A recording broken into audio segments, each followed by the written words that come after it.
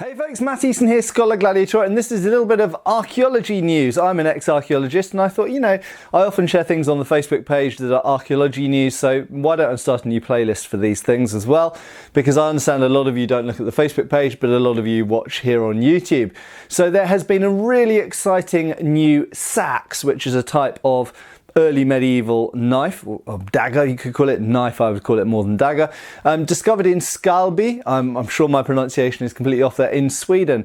And what's really significant about this seax, because we have hundreds, thousands of seaxes found archaeologically from all over Northern Europe, is the fact that the grip remains, the hilt essentially.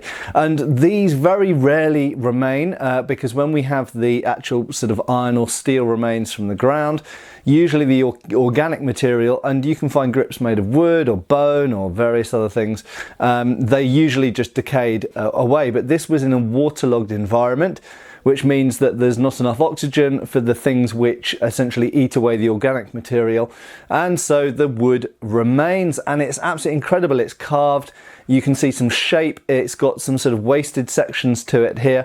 So there's a link below to the article to read a bit more about this discovery. It's an amazing thing, and I hope you enjoy these pictures looking at these things. There are a couple of things I wanted to mention coming out of this as well. One of those is the very fact that we very rarely find the grips or handles or for these hilts, essentially for these seaxes, surviving. So actually there's a lot of conjecture about the size and shape of these things.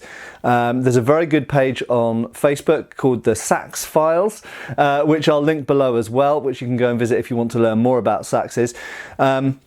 Also, the other thing to mention is the blade of this. You can't really see in these photos, of course, but the blade probably would have been pattern welded, much like this example made here by Paul Binns, so it would have had some pattern in it, probably with almost a monosteel edge, and then something like a herringbone pattern up the centre of the blade.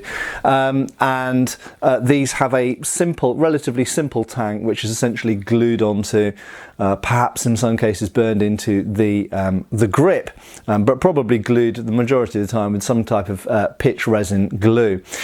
So a fascinating find. And finally, the final thing I wanted to mention is this was found down a well, and those of you who are ex-archaeologists like me or current archaeologists will laugh perhaps a little bit at this, because a huge number of arms and armour that we found archaeologically have actually come from wells. And the question was, what's it doing down a well? Well, you think about if that's where you get your drinking water, all kinds of things drop down a well.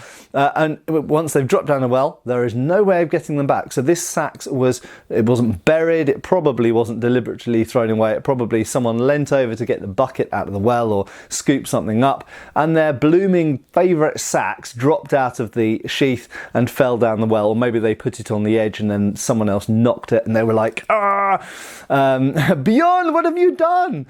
So there we go. It's a fantastic find. Go and check out those links below. Amazing to see that grip, the shape of it, and the sort of carved decoration on it as well. Fantastic find. Thanks for watching. I have been Matt Easton, and I will be back here again for archaeology news on this channel, or something related to what I normally talk about, more specifically, so weapons, arms and armour and things like that. Thanks for watching. See you soon. Cheers folks.